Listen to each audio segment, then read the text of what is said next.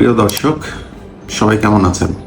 আজকে আলোচনা করতে চাচ্ছি ভেরিকোজ ভেইনের আমরা যেটা কাটাছেঁড়া না করে অপারেশন করি, এন্ডোভাস্কুলার প্রসিজার, সেইটার দুইটা পদ্ধতি যেটা বাংলাদেশে বেশ ভালোই অ্যাভেলেবল। একটা হলো লেজার আর একটা আরএফএ। এই দুইটার কোনটা কি এবং কোনটা কতটুকু ভালো, এটা ব্যাপারে আমরা আজকে আলোচনা করব। লেজার পদ্ধতি হচ্ছে, আমরা সবাই যেটা জেনে থাকি, লেজার একটা ফাইবারের সামনে একটা বাতি থাকে, সেই ফাইবারটা চিকন, এবং এটা আমরা যখন অপারেশন করি, আমরা সাধারণত হাঁটুর নিচ থেকে শুরু করে পায়ের গোড়ালির যে টাকনু আছে সেটার পাশে আমরা এটা গ্রেট স্যাফেনাস ভেইন, সেটাকে পাংচার করি, করে তার মধ্যে দিয়ে ফাইবারটা ঢুকিয়ে কুচকি পর্যন্ত নিয়ে আসা হয়।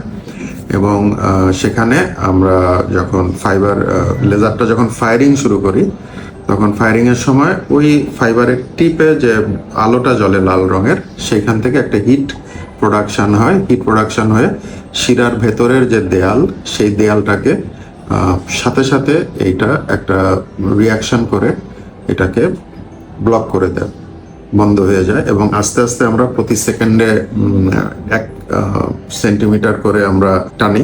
একটা সাইকেল হয় লেজার মেশিনে, সেই সাইকেল পরপর আমরা 1 সেন্টিমিটার করে আমরা টেনে নিয়ে আসি এবং হাঁটু পর্যন্ত আমরা বার্ন করে থাকি।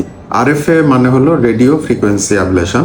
এইটা লেজার না, এইটা রেডিও ওয়েভের মাধ্যমে এই একটা হিট প্রোডাকশন হয়। এটাও একটা ফাইবার, তবে এই ফাইবারটা লেজার ফাইবারের থেকে একটু মোটা। আর লেজার ফাইবারকে যেমন আঁকাবাঁকা শিরার মধ্যে দিয়ে যত ইজিলি ম্যানিপুলেট করে, অর্থাৎ এদিকে চাপ দিয়ে ওদিকে চাপ দিয়ে এটাকে নিয়ে যাওয়া সম্ভব, আরএফএ ফাইবারকে অতটা নিয়ে যাওয়া যায় না। এটা একটু স্ট্রং ফাইবারটা। আরএফএর 7 সেন্টিমিটার করে একসাথে বার্ন হয়। মেকানিজমটা একই, দুটাতেই হিট প্রোডাকশন হবে এবং আলটিমেটলি এই জায়গাটা বার্ন হয়ে ভেতরে ব্লক হয়ে যাবে। কিন্তু লেজারটা অনেক দ্রুত হয় আর আরএফএটা ধীরে ধীরে হয়। আরএফএ ফাইবারে একটু সময় কম লাগে অপারেশন করতে, যেহেতু আমরা এক সাইকেলের মধ্যে পুরো 7 সেন্টিমিটার আমরা একসাথে বার্ন করে দিচ্ছি, যার কারণে এটা একটু দ্রুত করা যায়। তবে দুটোতেই আমরা হাঁটু পর্যন্ত বার্ন করি। আরএফএ ফাইবারের ক্ষেত্রে হাঁটুর নিচের জায়গাটাতে পাংচার করা হয়, যেটা আমি বলেছিলাম যে লেজার ফাইবারটা আমরা গোড়ালির কাছাকাছিও করতে পারি। দুইটার ভালো খারাপের ব্যাপারটা যেটা হচ্ছে যে প্রথম বাজারে এসেছে এই পদ্ধতি হিসাবে লেজার, পরবর্তীতে মডিফিকেশন হিসাবে রেডিও ফ্রিকোয়েন্সি অ্যাবলেশন এসেছে, তারপরে মাইক্রোওয়েভ অ্যাবলেশন এসেছে, স্টিম অ্যাবলেশন, গ্লু অ্যাবলেশন, এই জিনিসগুলো এসেছে পরে।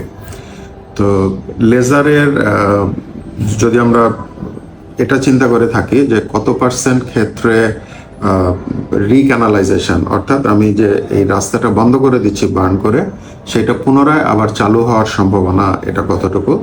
তো এখানে দেখা যায় যে যেটা সারা পৃথিবীতে যে বিভিন্ন রকম স্টাডি হয়েছে এটার উপরে, 5 বছর 10 বছরের যে স্টাডিগুলো, সেখানে দেখা যায় যে দুটোতেই রিক্যানালাইজেশন হতে পারে, কিন্তু লেজারের রিক্যানালাইজেশন রেট খুব কম, যেটা অ্যাপ্রক্সিমেট 3%-এর মতো, আর যেটা আরএফএতে একটু বেশি, 4 to 5%।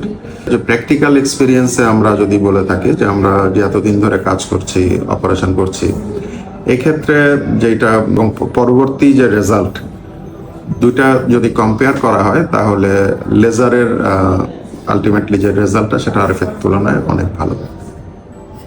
ভালো থাকবেন সবাই।